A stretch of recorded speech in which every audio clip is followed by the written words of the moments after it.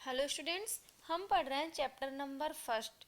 तो देखो बेटा, लास्ट लेक्चर में हमने डिस्कस किया था पदार्थ की मूल अवस्थाएं कि पदार्थ की तीन अवस्थाएं होती हैं, ठोस, द्रव और गैस। हमने इन अवस्थाओं के बारे में डिस्कस किया था और जो ये अवस्थाएं होती है वो एक अवस्था दूसरी अवस्था में किस प्रकार से परिवर्तित होती है, यानी हमारा जो टॉपिक था वो था अवस्था परिवर्तन, वो हमने डिस्कस कर लिया। तो आज हम नेक्स्ट टॉपिक स्टार्ट करते हैं जो कि है द्रव्य का वर्गीकरण। द्रव्य किसको कहा था मैंने? पदार्थ को ही हमने द्रव्य माना था। तो आज हम बात करेंगे द्रव्य का वर्गीकरण। द्रव्य या फिर हम कहें पदार्थ का वर्गीकरण।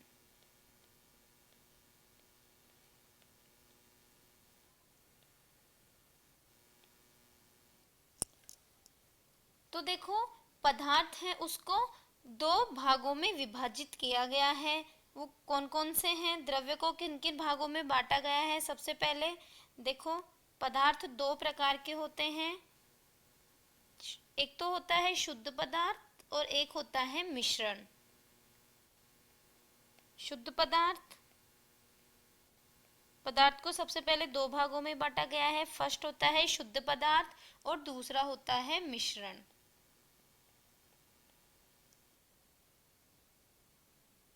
फिर अब देखो, शुद्ध पदार्थ है, इनको भी आगे दो भागों में डिवाइड किया गया है। फर्स्ट आता है इसमें तत्व और सेकंड हम बात करेंगे यौगिक। यानी शुद्ध पदार्थ को दो भागों में विभाजित किया गया है, तत्व और यौगिक में। उसके बाद हम आते हैं मिश्रण पे। अब देखो, मिश्रण है उसको भी दो भागों में बांटा गया है, समांगी मिश्रण और विषमांगी मिश्रण। पहला आता है अपने समांगी मिश्रण, उसके बाद नेक्स्ट आता है विषमांगी मिश्रण।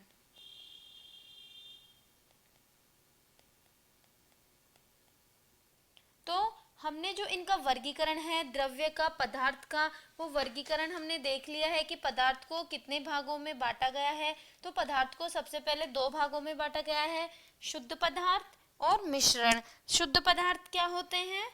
शुद्ध पदार्थ की अब हम डेफिनेशन देखेंगे, मिश्रण की हम डेफिनेशन देखेंगे। तो चलिए, अब हमने इनका क्लासिफिकेशन तो देख लिया। नेक्स्ट अब हम इनकी क्या देखते हैं? डेफिनेशन की शुद्ध पदार्थ क्या होते हैं, तत्व क्या होते हैं, यौगिक क्या होते हैं और मिश्रण क्या होते हैं। तो अब हम स्टार्ट करते हैं शुद्ध पदार्थ से। अब हम एक एक को लेके यहाँ पे डिस्कस करेंगे। तो सबसे पहले हम बात करते हैं शुद्ध पदार्थ की कि शुद्ध पदार्थ क्या होते हैं।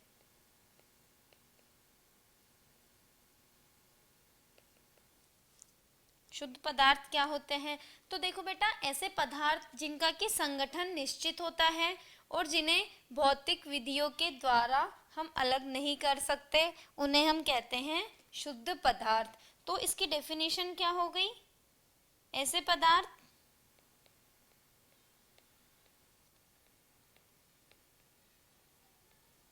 ऐसे पदार्थ जिनका संगठन निश्चित होता है।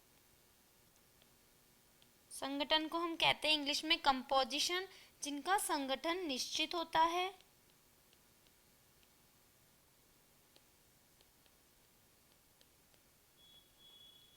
एवं जिन्हें भौतिक विधियों द्वारा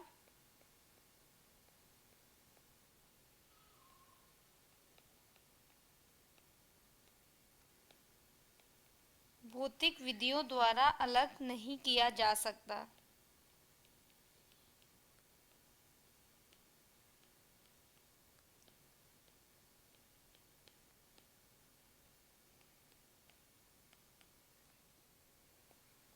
उन्हें हम क्या कहते हैं? शुद्ध पदार्थ। अब संगठन निश्चित होता है। संगठन क्या होता है कि कोई पदार्थ है वो किससे मिलकर बन रहा है। जैसे हम बात करते हैं H2O की, इसको इस प्रकार से समझो, जैसे H2O क्या होता है? अपने जल। तो जल किस किस से मिलकर के बन रहा है? हाइड्रोजन से और ऑक्सीजन से। तो जल का जो संगठन है वो क्या हो गया? हाइड्रोजन और ऑक्सीजन, यानी हाइड्रोजन की कुछ मात्रा होती है और ऑक्सीजन की कुछ मात्रा होती है।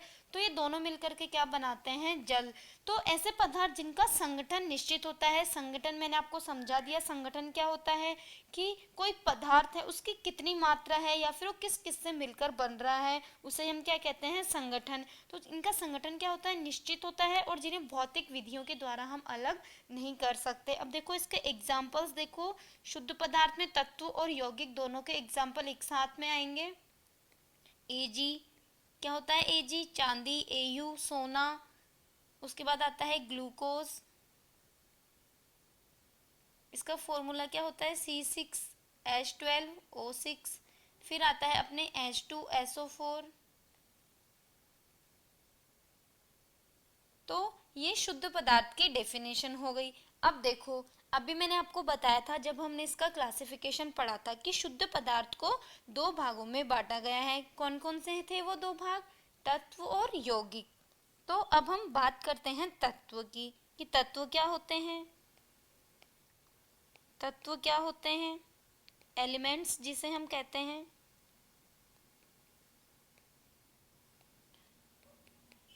तो ऐसे पदार्थ जिनमें एक समान प्रकार के कण उपस्थित होते हैं उसे हम क्या कहते हैं, तत्व कहते हैं। या फिर हम कह सकते हैं एक ही प्रकार के परमाणुओं का समूह। तत्व की डेफिनेशन लिखेंगे यहाँ से हम कि ऐसे पदार्थ जिनमें एक समान प्रकार के कण उपस्थित होते हैं। कण कैसे होंगे, समान होंगे, उसे हम क्या कहेंगे, एक ही प्रकार के इसमें तत्व होते हैं। वो क्या होते हैं, एक ही समान प्रकार के कण उपस्थित होते हैं। या फिर हम कह सकते हैं एक ही प्रकार के परमाणु उपस्थित होते हैं। जैसे हाइड्रोजन है तो केवल हाइड्रोजन ही होगा, ऑक्सीजन है तो केवल ऑक्सीजन ही होना चाहिए। अब तत्व कौन कौन से हैं, हमने थर्ड चैप्टर में बहुत सारे तत्व पढ़े थे, परमाणु पढ़े थे, जैसे ऑक्सीजन, हाइड्रोजन, हीलियम, नियोन, जितने भी हमने 118 तत्व पढ़े थे। तो हम पीरियोडिक टेबल जब हमने डिस्कस करी थी। तो देखो तत्व की यहाँ पे डेफिनेशन लिखते हैं। तत्व किसे कहते हैं,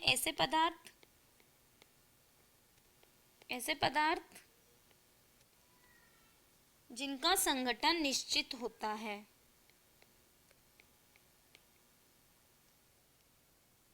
ये तो क्या था, शुद्ध पदार्थ था। हम बात कर रहे हैं तत्व की। तो तत्व क्या होते हैं, ऐसे पदार्थ या फिर जिनमें एक समान प्रकार के कण पाए जाते हैं। तो ऐसे पदार्थ जिनमें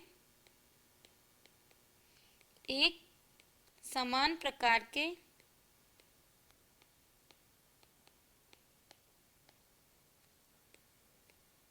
कण उपस्थित होते हैं उन्हें हम क्या कहते हैं, तत्व। अब इसके एग्जाम्पल देख लो। एग्जाम्पल जैसे हाइड्रोजन एक तत्व, ऑक्सीजन एक तत्व हो गया, हीलियम, नियोन, पोटेशियम, सोडियम, ये सभी क्या है, तत्व हैं। क्योंकि इनमें एक समान प्रकार के कण उपस्थित होते हैं या फिर एक ही प्रकार के परमाणु इनमें पाए जाते हैं। देखो तत्व के बाद आता है अपने यौगिक। यौगिक क्या होते हैं, यौगिक की डेफिनेशन हम देखते हैं। बी आता है अब यौगिक।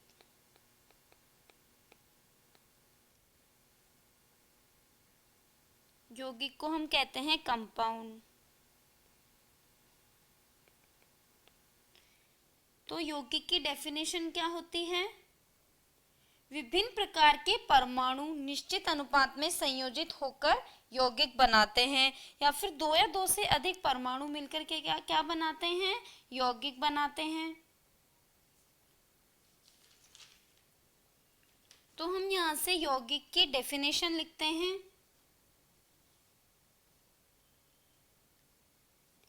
यौगिक की डेफिनेशन क्या होगी, विभिन्न प्रकार के परमाणु निश्चित अनुपात में संयोजित होकर यौगिक बनाते हैं। या फिर दो या दो से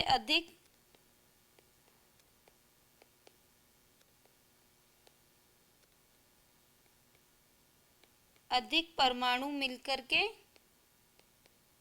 क्या बनाते हैं, यौगिक बनाते हैं।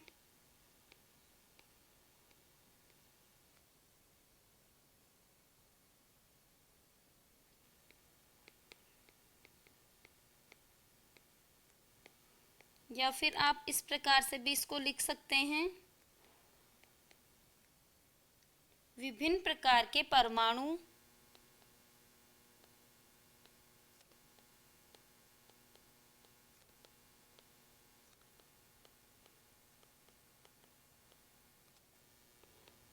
निश्चित अनुपात में संयोजित होकर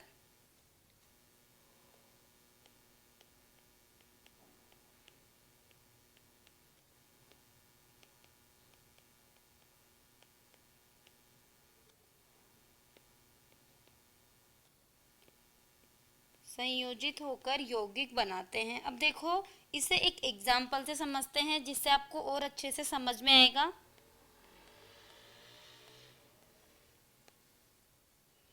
जैसे मैंने एक एग्जाम्पल ले लिया जल का सूत्र क्या होता है, अणुसूत्र H2O।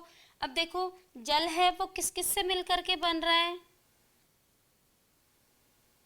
हाइड्रोजन से, ऑक्सीजन से। हाइड्रोजन कितनी है, 2 हाइड्रोजन होती है, यानी H2 प्लस O मिलकर क्या बनाते हैं, H2O। तो देखो यहाँ 2 अलग अलग प्रकार के परमाणु हैं, इसलिए इसे हम क्या कहते हैं, यौगिक कहते हैं। 2 अलग अलग परमाणु, एक परमाणु हाइड्रोजन का और एक परमाणु किसका, 2 परमाणु हाइड्रोजन के और एक परमाणु किसका है, ऑक्सीजन का। तो ये दोनों मिलकर के क्या बना रहे हैं, एक अणु बना रहे हैं जिसे हमने क्या नाम दिया है, यौगिक।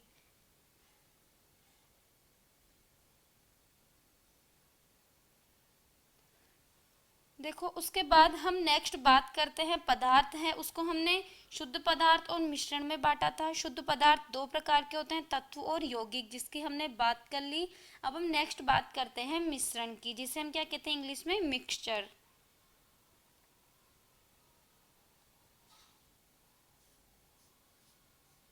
नेक्स्ट हम बात करेंगे मिश्रण की, कि मिश्रण क्या होता है।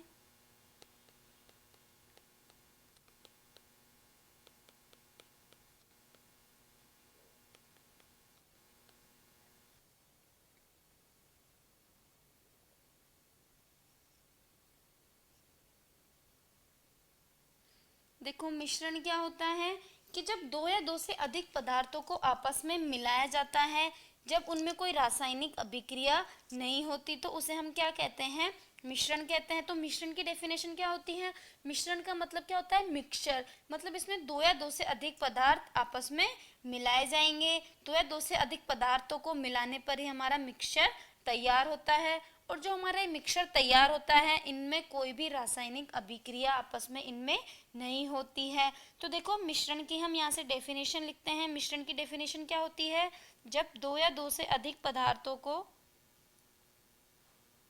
जब 2 या 2 से अधिक पदार्थों को आपस में मिलाया जाता है,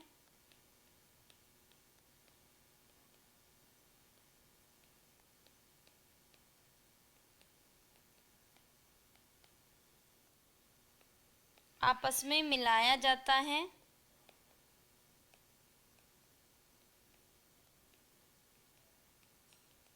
तो इनको मिलाने पर जो हमारा विलयन तैयार होता है, उस विलयन को हम क्या कहते हैं, मिश्रण कहते हैं। तो देखो जब 2 या 2 से अधिक पदार्थों को आपस में मिलाया जाता है, तो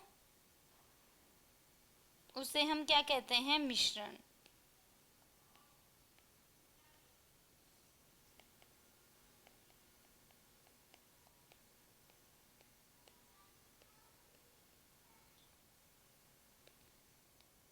अब देखो इसमें जो हम पदार्थ मिला रहे हैं उनमें कोई भी रासायनिक अभिक्रिया नहीं होती। ये आपको ध्यान रखना है कि जब 2 या 2 से अधिक पदार्थों को आपस में मिलाया जाता है एवं उनके बीच में कोई भी रासायनिक अभिक्रिया नहीं होती है। तो अब हम इसके एग्जाम्पल लेते हैं। मिश्रण के एग्जाम्पल क्या होते हैं, तो देखो हमारे पास अधिकांश जो विलयन होते हैं वो एक प्रकार का मिश्रण ही है। हम इसके एग्जाम्पल देखते हैं, मिश्रण के क्या क्या एग्जाम्पल हो सकते हैं। देखो जैसे हवा एक प्रकार का मिश्रण होता है, चीनी का घोल,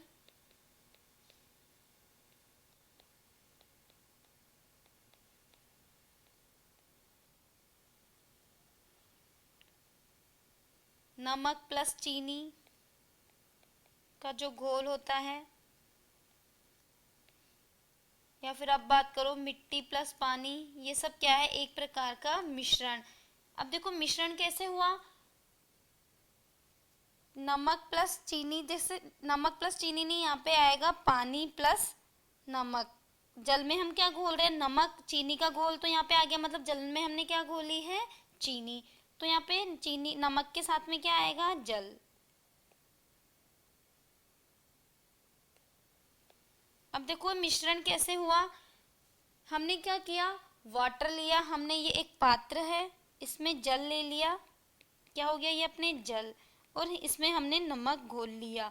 तो ये क्या होगा, घुल करके जो मिश्रण तैयार होगा, जो विलयन तैयार होगा, उसे हम क्या नाम देंगे, मिश्रण। अब देखो आगे हम बात करते हैं कि मिश्रण दो प्रकार का होता है, समांगी मिश्रण और विषमांगी मिश्रण। तो अब हम देखते हैं समांगी मिश्रण क्या होता है और विषमांगी मिश्रण क्या होता है। देखो समांगी मिश्रण क्या होता है, फर्स्ट हम बात करते हैं समांगी मिश्रण की।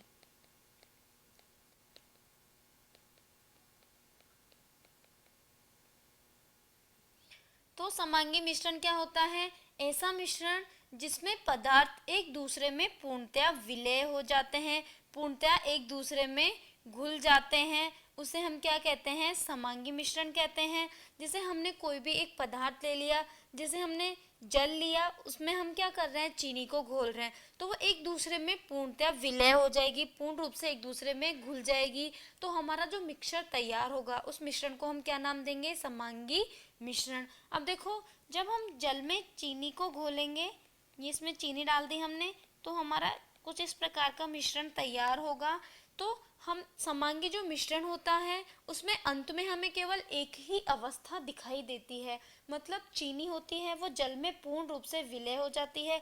जैसे हम पानी में नमक को घोले तो नमक भी पानी में पूर्ण रूप से विलय हो जाएगा और अंत में हमें केवल एक ही अवस्था दिखाई देगी। तो समांगी मिश्रण की परिभाषा क्या हो गई यहाँ से, ऐसा मिश्रण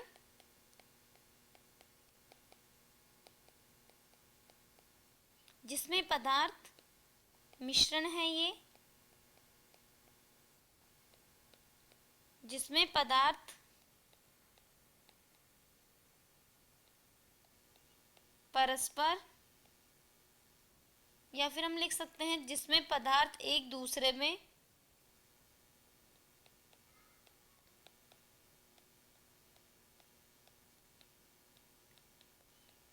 पूर्णतया विलय हो जाते हैं।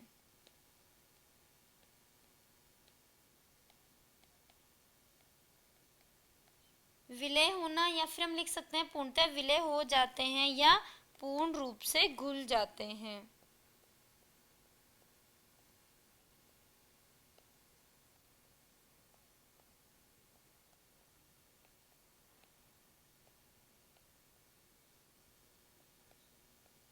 एवं अंत में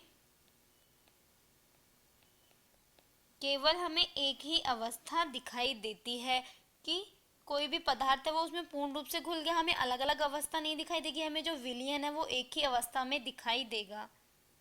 अंत में केवल एक ही अवस्था दिखाई देती है।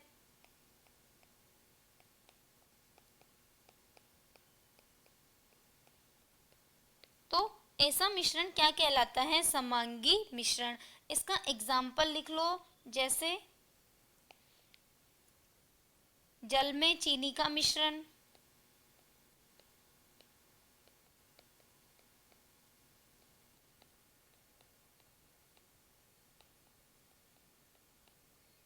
जल में नमक का मिश्रण,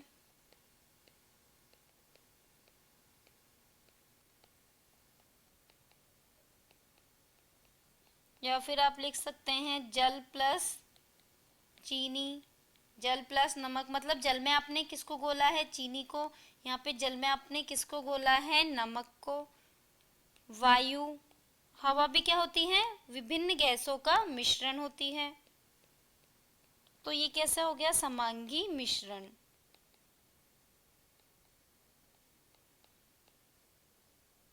तो अब हम बात करते हैं समांगी के बाद नेक्स्ट आता है अपना सेकंड नंबर पे विषमांगी मिश्रण। तो देखो बेटा विषमांगी मिश्रण क्या होता है।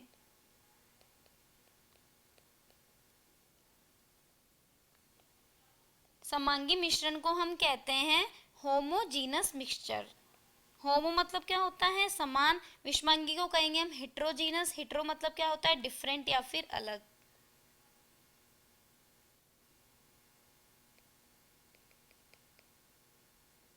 ये होता है अपना होमोजीनस मिक्सचर और विषमांगी होता है हेट्रोजीनस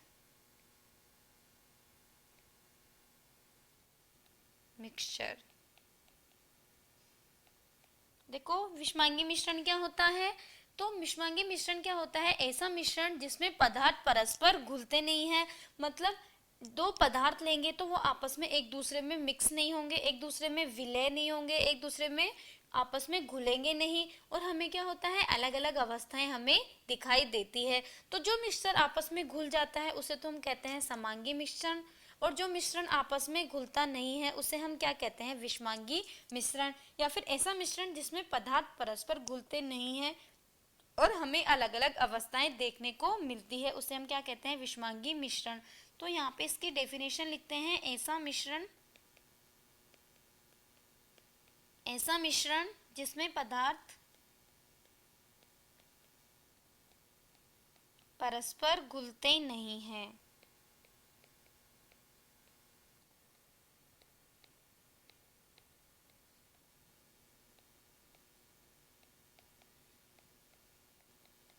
एवं हमें अलग अलग अवस्थाएं दिखाई देती है।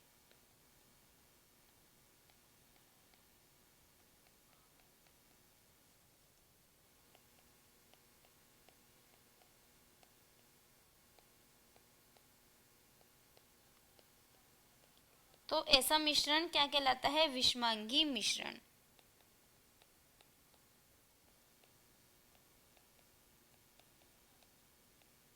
ऐसा मिश्रण विषमांगी मिश्रण कहलाता है।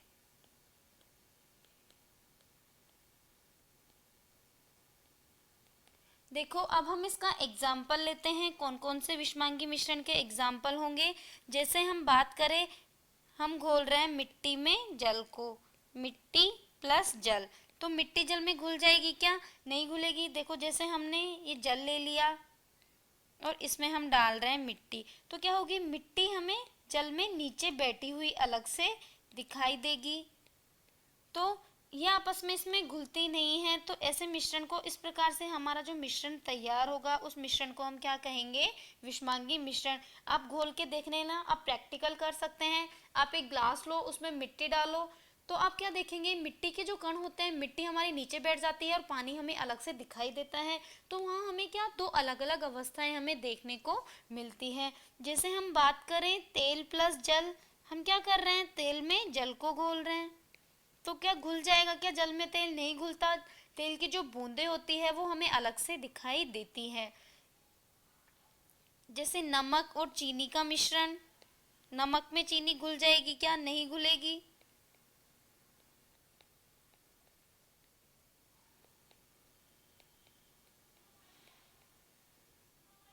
तेल प्लस शहद, तो ये सब विषमांगी मिश्रण के एग्जाम्पल हो गए।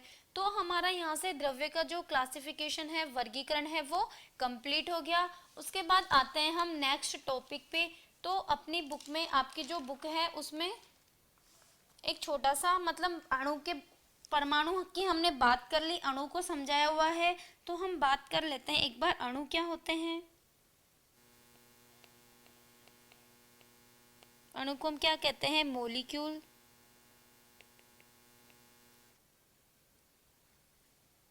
तो देखो अणु क्या होते हैं, अणु दो या दो से अधिक परमाणु मिलकर के अणु बनाते हैं। अणु क्या होते हैं, परमाणुओं से मिलकर बनते हैं।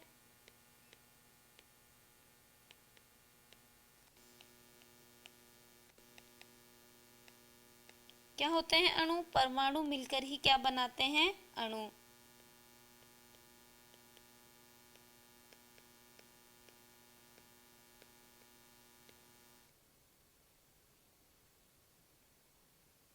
या फिर हम इस प्रकार से भी लिख सकते हैं कि दो या दो से अधिक परमाणु मिलकर के अणु बनाते हैं। देखो सब, आप वैसे आपको पता होगा अणु किससे मिलकर बनता है। जनरली क्वेश्चन पूछा जाता है कि अणु किससे मिलकर बना होता है, परमाणु से मिलकर बना होता है।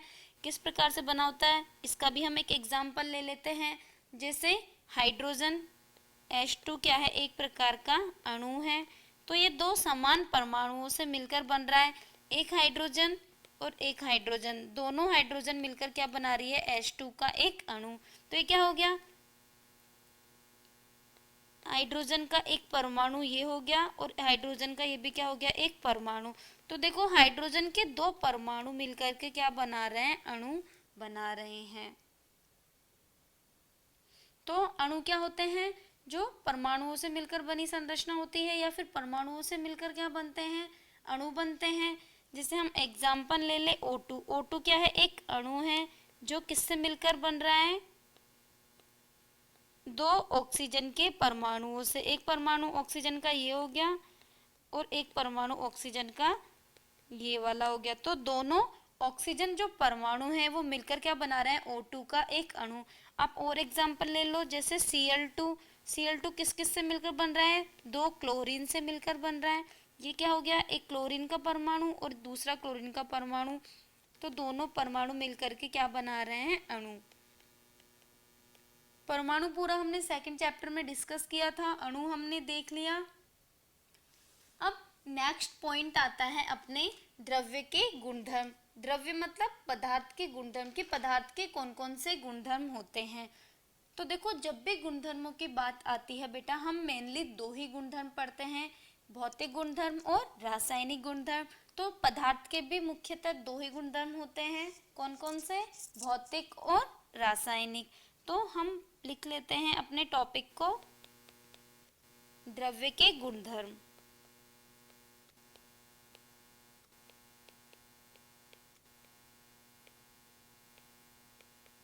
तो द्रव्य के जो गुणधर्म होते हैं वो कौन कौन से होते हैं, भौतिक गुणधर्म और रासायनिक गुणधर्म।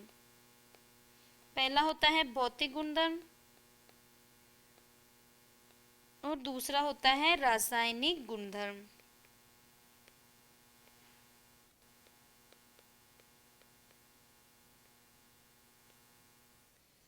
अब देखो हम बात करते हैं भौतिक गुणधर्म की, कि भौतिक गुणधर्म क्या होते हैं।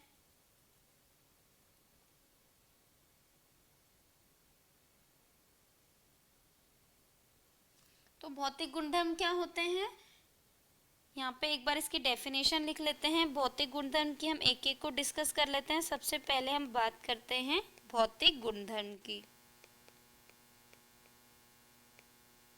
जिसे हम कहते हैं फिजिकल प्रॉपर्टीज। Physical properties. तो भौतिक गुणधर्म किसे कहते हैं, भौतिक जो गुणधर्म होते हैं उनके संगठन को परिवर्तित किए बिना मापा या देखा जा सकता है। या फिर इसकी डेफिनेशन हम लिखें तो किसी पदार्थ के वे गुण जिन्हें पदार्थ के संगठन को परिवर्तित किए बिना मापा जा सकता है। यहाँ से एक बार इसकी डेफिनेशन लिख लेते हैं कि किसी पदार्थ के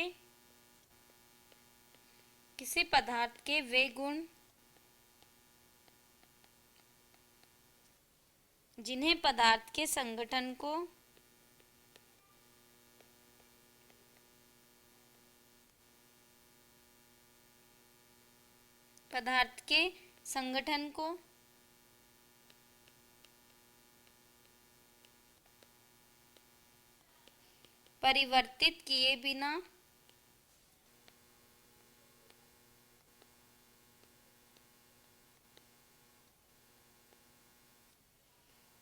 परिवर्तित किए बिना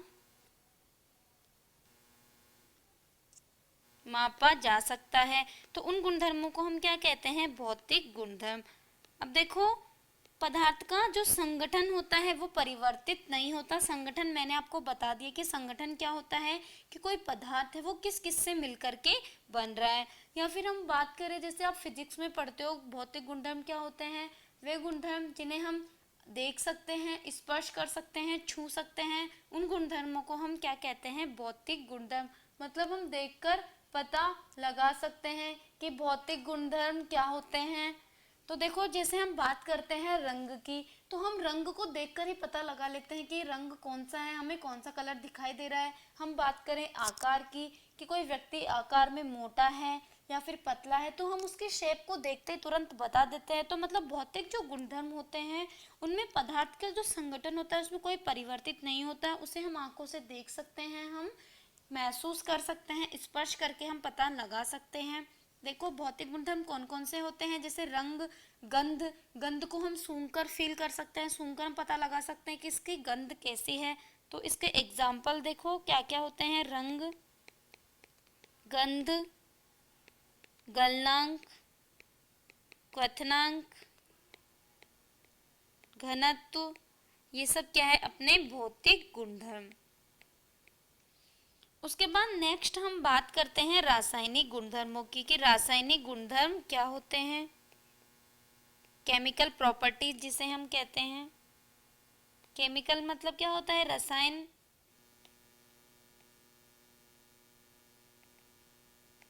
तो देखो रासायनिक गुणधर्म क्या होते हैं,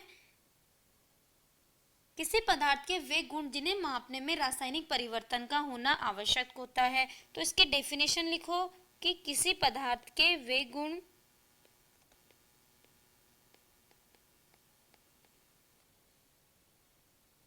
जिन्हें मापने के लिए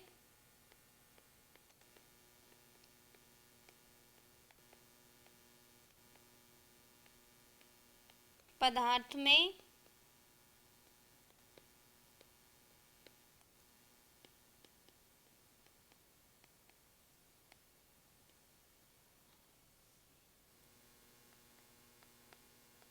रासायनिक परिवर्तन का होना आवश्यक होता है, उन गुणधर्मों को हम क्या कहते हैं, रासायनिक गुणधर्म। देखो रासायनिक गुणधर्म कौन कौन से होते हैं। आवश्यक होता है, जैसे आप एग्जाम्पल ले लो, अम्लता, क्षारता, इनमें कोई ना कोई आपस में केमिकल रिएक्शन होती है, रासायनिक अभिक्रिया होती है या फिर रासायनिक परिवर्तन होता है, उन्हें ही हम क्या कहते हैं, रासायनिक गुणधर्म। देखो अम्लता क्या होती है, हम अम्लता का पता किस प्रकार से लगाते हैं कि कोई जो हमें विलयन दिया हुआ है वो अम्लीय है या फिर क्षारीय है। जैसे हमें कोई एक सॉल्यूशन दे दिया, विलयन दे दिया, ये हमारा क्या है, एक विलयन है, तो हम क्या करते हैं, एक लिटमस पेपर आता है अपने, उसको विलयन में हम डिप करते हैं, विलयन में हम डुबोते हैं, तो इसका क्या होता है, रंग परिवर्तित होता है। मतलब इसमें कोई ना कोई रासायनिक अभिक्रिया होती है आपस में। विलयन किससे मिलकर के बनता है, विलेय प्लस विलायक, यानी इसमें विलेय भी होता है और विलायक भी उपस्थित होता है। तो ये जो विलेय और विलायक हैं, इनके बीच में आपस में रासायनिक अभिक्रिया होती है, कुछ रासायनिक परिवर्तन होते हैं जिससे कि लिटमस पेपर होता है उसका कलर चेंज हो जाता है। जैसे अम्ल है तो अम्ल क्या होगा, नीले लिटमस पेपर को कैसा कर देता है, लाल कर देते हैं। तो यहाँ पे क्या हो गया, ये केमिकल चेंज हो गया, रासायनिक परिवर्तन हो गया। तो इस प्रकार से हम रासायनिक गुण को समझ सकते हैं कि किसी पदार्थ के वे गुण जिन्हें मापने के लिए पदार्थ में रासायनिक परिवर्तन का होना जरूरी होता है। तो देखो रासायनिक परिवर्तन होना जरूरी होता है तो रासायनिक गुणधर्म कहलाते हैं। कौन कौन से होते हैं, जैसे अम्लीयता की बात करी हमने, क्षारीयता, दहन होता है। दहन क्या होता है, हम किसी को जला रहे हैं तो ये भी क्या होती है, एक प्रकार की अभिक्रिया होती है। तो हमने पदार्थ के गुणधर्म देख लिए, दो प्रकार के होते हैं, भौतिक गुणधर्म और रासायनिक गुणधर्म। अब देखो आपकी जो बुक है वो आप साथ लेके बैठे एक बार थोड़ी देर के लिए। तो देखो आपकी बुक में आपके दिया हुआ है नेक्स्ट टॉपिक की कुछ भौतिक राशियां दी हुई है और उनके मात्रक आपको दिए हुए हैं। तो हमारे यहाँ पे अपनी बुक में आपको 7 राशियां दी हुई है, लंबाई, द्रव्यमान, समय, विद्युत धारा, उष्मागतिक, तापक्रम, पदार्थ की मात्रा और ज्योति तीव्रता। तो ये 7 जो राशियां हैं इनका प्रतीक और इनके मात्रक क्या क्या होते हैं, तो ये आपको खुद को याद करना है। भौतिक राशियां और उनके मात्रक, यहाँ पे मैं टॉपिक का नाम लिख रही हूँ, भौतिक राशियां। आपने फिजिक्स में भी पढ़ी होगी, आपके फर्स्ट चैप्टर है शायद मात्रक और विमाएं, तो वहाँ भी आपने सारे मात्रक याद करे होंगे और मात्रक के अकॉर्डिंग आपने उनकी विमाएं भी निकाली होगी। तो भौतिक राशियाँ और उनके मात्रक, ये वाला टॉपिक आपको खुद को पढ़ना है।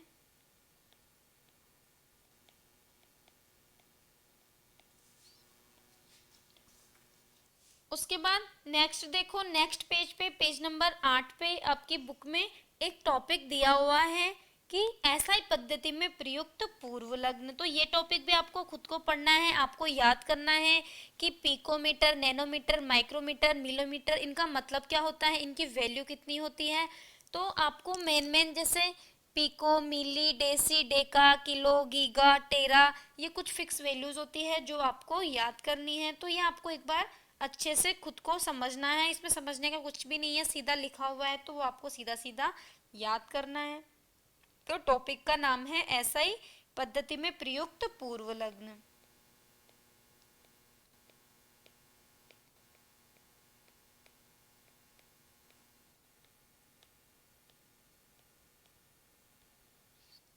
अब देखो उसके बाद नेक्स्ट अपनी बुक में एक टॉपिक दिया हुआ है द्रव्यमान और भार।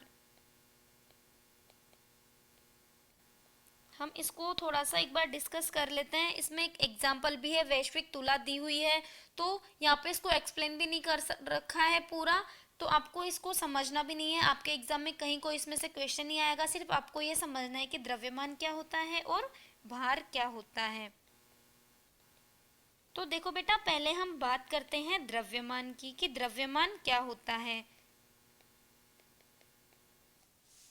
तो देखो आपकी बुक में लिखा हुआ है कि किसी पदार्थ का द्रव्यमान उसमें उपस्थित द्रव्य की मात्रा है, कि कोई पदार्थ है उसमें कितनी मात्रा में द्रव्य उपस्थित है, उसकी कितनी मात्रा पाई जा रही है। कोई पदार्थ है उसकी कितनी मात्रा उपस्थित है, कितनी मात्रा में वह पदार्थ उपस्थित है, तो वही क्या होता है अपने द्रव्यमान। और भार क्या होता है, उस पर लगने वाला गुरुत्व बल।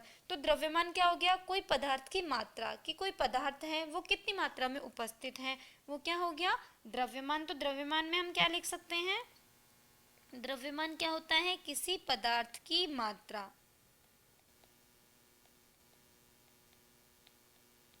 उसके बाद आता है नेक्स्ट भार। तो देखो भार क्या होता है, किसी वस्तु का भार उस पर लगने वाला गुरुत्व बल कहलाता है। गुरुत्व बल होता है, यहाँ पे आप इसे लिख लो कि किसी वस्तु का भार उस पर लगने वाला गुरुत्व बल होता है।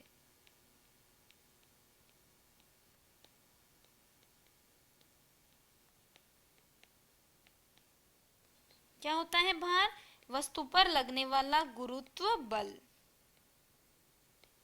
अब गुरुत्व बल देखो आपने फिजिक्स में पढ़ा होगा, स्मॉल जी से हम रिप्रेजेंट करते हैं 9.8 मीटर पर सेकेंड इसकी वैल्यू होती है। तो देखो हम भार की बात करें तो हमारा जो भार है हम गुरुत्व बल के रेस्पेक्ट में निकालते हैं। पृथ्वी पर हमारा भार अलग होता है, जब हम चंद्रमा पर जाएंगे, जब हमारा ग्रह बदल रहा है तो हमारा साथ में भार भी बदल रहा है, मतलब भार होता है वो अलग अलग ग्रहों पर अलग अलग होता है। तो ये हमने बात करी है द्रव्यमान की और भार की। उसके बाद देखो आपके नेक्स्ट टॉपिक दिया हुआ है आयतन। तो आयतन को मैंने शुरू में डिस्कस किया था, आयतन क्या होता है, आयतन को हम क्या कहते हैं, वॉल्यूम। तो देखो आयतन क्या होता है कि कोई पदार्थ है वो कितना स्थान घेर रहा है, उसके घेरे हुए स्थान को हम क्या कहते हैं, आयतन कहते हैं। तो इसकी डेफिनेशन एक बार लिख लो आप, किसी पदार्थ के घेरे हुए स्थान को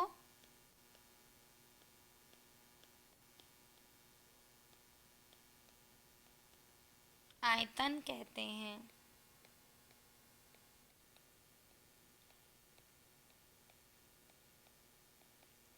अब आयतन का जो मात्रक होता है वो क्या होता है, तो आयतन का मात्रक होता है मीटर क्यूब, या फिर हम कहें लंबाई का क्यूब।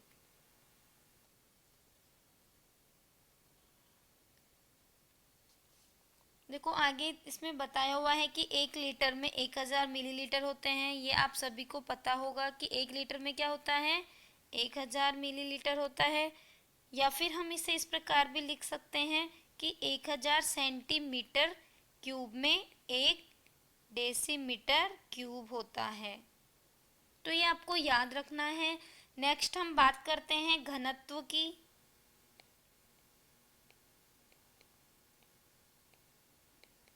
घनत्व क्या होता है, घनत्व का फॉर्मूला होता है द्रव्यमान अपॉन में आयतन।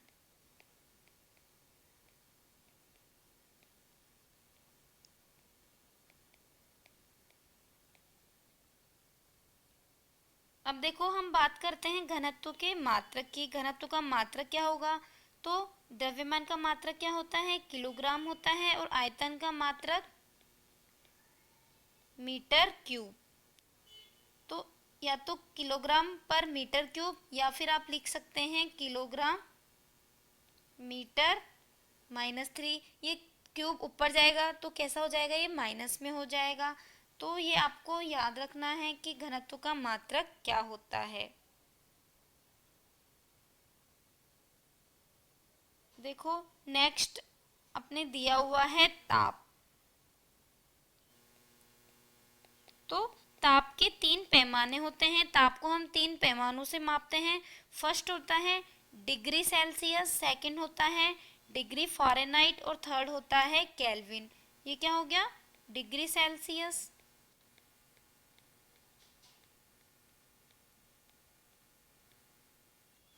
सेकंड क्या हो गया, डिग्री फ़ारेनहाइट,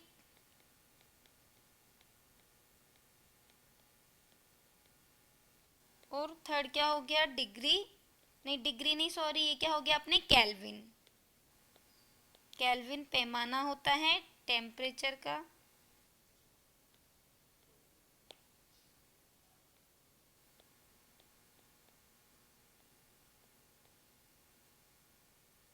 केल्विन। अब देखो ये जो पैमाने हैं वो एक दूसरे में कन्वर्ट हो जाते हैं।